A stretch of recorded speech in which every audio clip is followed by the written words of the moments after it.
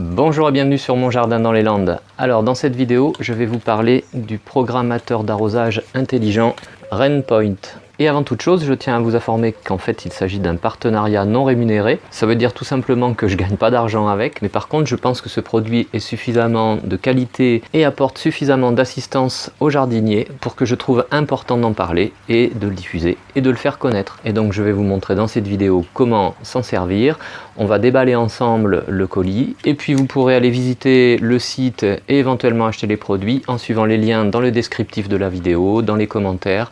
Voilà, je vous invite à y aller parce qu'en plus vous bénéficierez grâce à moi et grâce à cette vidéo, vous aurez un code, je vous passe un code aussi et vous pourrez bénéficier donc de 15% de remise pour l'achat de tout produit chez Rainpoint. Allez, maintenant on déballe le colis, on regarde tout ce qu'il y a et je vous explique comment installer parce qu'il y a en plus une application, il y a une petite platine aussi qui permet d'avoir des informations. Vous allez voir, c'est très intéressant. On voit ça maintenant. Alors voilà comment se présente le colis. Donc on a une explication. Rainpoint, c'est donc le programmateur intelligent, programmateur d'arrosage intelligent qui fonctionne en Wi-Fi. Alors dans ce colis, ce que je vais trouver, c'est le système en fait de déclenchement d'arrosage. Ce sont des électrovannes, il y a une et deux voies.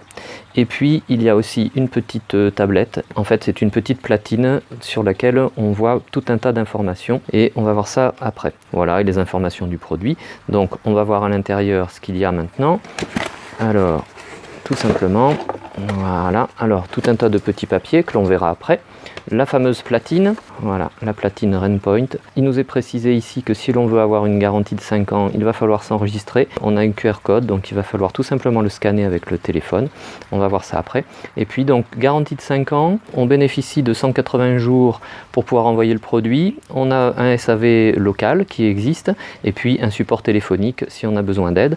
Alors effectivement, c'est quand même un produit qui est tout en anglais, mais c'est relativement facile et simple à programmer. Alors bien entendu, ça, j'enlèverai ce plastique et puis j'aurai mon écran que je pourrai mettre à l'intérieur de la maison ou sous abri et puis qui me donnera tout un tas d'indications intéressantes et notamment la consommation d'eau par exemple et puis les programmations. Et on va voir tout ça après que j'ai installé le système. Ensuite, donc, alors ça c'est le support de la platine et puis qu'est-ce qu'on a d'autre? On a ici donc le système d'électrovannes finalement, hein. Ce sont des vannes électriques incorporées à l'intérieur et puis tout simplement une voie à gauche, une voie à droite, donc on peut gérer deux systèmes d'arrosage différents et cette partie là, on le verra tout à l'heure, se branche au robinet. Alors ce système là fonctionne à l'aide de 4 piles AA, des petites piles, on verra ça aussi, la mise en place. Voilà, il y a un système étanche ici puisque ça risque d'être à l'extérieur. Je referme et puis le dernier élément ici. Ici, cette platine fonctionne soit avec 3 piles AA, soit ici on peut brancher, et donc notamment cet adaptateur électrique directement ici. Voilà, on verra le montage aussi tout à l'heure. Ce qui est fourni avec ici, ces petites pièces jaunes, c'est en fait du téflon, c'est ce qui permet de faire l'étanchéité sur les branchements d'eau. Voilà, comme ça, ça évitera d'avoir des fuites d'eau. Et pour ce qui est donc des différents petits papiers que l'on trouve à l'intérieur, ça c'est un guide de démarrage rapide, donc c'est ça que je vais utiliser. Ici c'est la carte de garantie qui est pour une garantie valable 5 ans. Et donc voilà, on a un manuel d'utilisation avec une partie 1 et une partie 2. Maintenant ce que je vais faire, c'est que je vais scanner en fait ici le QR code avec mon téléphone et on va voir parce qu'il faut que je charge une appli et on va voir ça. Ensuite, il faut que j'aille télécharger grâce au QR code ici, soit sous iOS, soit sous Android. Et moi je suis sous Android, donc, et il faut que j'installe l'appli sur mon téléphone portable. Et donc je vais scanner, c'est l'appli donc HomeGuard, et là je l'installe. C'est en cours d'installation, voilà, je vais mettre en route et puis je vous montrerai tout ça après. Voilà, l'appli est téléchargée, voilà ce que ça donne. Et sur le guide de démarrage rapide, on me dit qu'il faut que j'appuie ici en haut à droite. Voilà, donc j'appuie sur le petit bouton plus. Et là, voilà, ça cherche les différentes solutions que je pourrais régler parce que HomeGuard en fait pourrait aussi servir en domotique pour la maison, gérer des prises électriques notamment, mais aussi des zones d'arrosage. Voilà. Donc là, il faut que je mette en place le hub, c'est-à-dire la solution ici avec le Wi-Fi. Hop, donc je vais le chercher, il faut que je mette ma clé Wi-Fi et on se retrouve après. Voilà, donc j'ai téléchargé et mis en place l'appli sur mon téléphone portable. Je suis connecté avec la tablette ici. J'ai eu un petit souci d'ailleurs pour arriver en fait à connecter, à appairer les deux éléments ensemble. Parce que, alors moi je m'y connais pas trop en Wi-Fi et en high-tech. Et donc en fait ce que je faisais, comme j'ai pas trop confiance, ça me demandait à un moment d'accepter la localisation et je le refusais. Parce que voilà, j'aime pas trop qu'on me localise. Donc en fait, eh bien, si on n'accepte pas la localisation, ça ne fonctionnera pas. Alors en précision, on est en Wi-Fi 2,4 GHz. Il faut faire attention à ça, c'est important. Quand on a, moi c'est une vieille box que j'ai, donc qui fonctionne aussi comme ça. Et puis sinon, ça fonctionne bien. Il faut maintenant que je connecte la petite station ici avec les électrovannes qui sont là-dedans, avec les vannes électriques. Donc pour ça, ce qu'il faut que je fasse, il faut ici chercher Subdevice. Donc c'est un appareil supplémentaire. Je fais plus device. Voilà. Et là, il faut que j'aille chercher le 2 zones. Voilà, Water Timer. Autrement dit, le programmateur pour 2 zones. Et le programmateur de zone, il faut que je mette les piles, donc les 4 piles AA, voilà, dans l'emplacement ici. Alors, hop, je les positionne. Je referme bien de façon étanche. Il y a un joint ici sur le côté. Je ferme bien. C'est étanche et maintenant j'ai les deux voyants rouges qui clignotent ici à gauche comme à droite. Et maintenant, donc pour pouvoir me mettre en route ici, en fait détecter, il faut appuyer sur le bouton de gauche jusqu'à ce qu'il se mette à clignoter en clignotant beaucoup. Voilà, donc j'appuie et normalement il devrait se mettre à clignoter beaucoup. Voilà, ça clignote des deux côtés en rouge alternativement. Et maintenant je vais appuyer ici pour que les deux éléments s'appairent. Voilà, c'est en train de chercher. Alors ça va chercher si je fais next ici. Voilà. Et là, c'est en train de chercher. Ils sont en train de s'appairer tous les deux. Il y a un petit temps. Voilà. Il l'a trouvé, voilà, c'est son nom, les différentes valves. La valve, donc la voie de gauche, la voie de droite, hein, voilà. Et puis ça me dira en même temps, à la dernière utilisation, quel volume d'eau j'ai utilisé. Donc voilà, maintenant là je suis sur mon écran d'accueil. La platine est à l'extérieur, donc ça nous indique qu'il y a 33 degrés actuellement. Avec 58% d'humidité, là c'est la température maxi, la température mini que l'on a eue, là le taux d'humidité maxi et mini, c'est important, notamment pour savoir si on doit déclencher un arrosage ou pas. Donc là maintenant, ce qu'il faut que je fasse, il faut que je choisisse ici Subdevice, donc choisir un appareil, et puis j'en ai deux possibles, celui de gauche, celui de droite, et là vous voyez, celui-ci ça me dit que j'ai un plan en cours. Voilà, j'ai programmé quelque chose pour vous le montrer, et puis en même temps ça va me servir. Ça, c'est l'écran d'accueil de la valve de gauche, autrement dit ici la vanne gauche, voilà. Alors, si je veux la faire fonctionner manuellement, tout simplement, j'appuie ici sur irrigation. Ça me demande pendant combien de temps je veux mettre en route. Je confirme. Et là, vous allez entendre un clac. Voilà, c'est l'électrovanne qui s'est mise en route. Et puis pendant donc 9 minutes maintenant, enfin 10 minutes, ça va laisser passer l'eau. C'est une électrovanne, donc là c'est branché au robinet, on le verra tout à l'heure.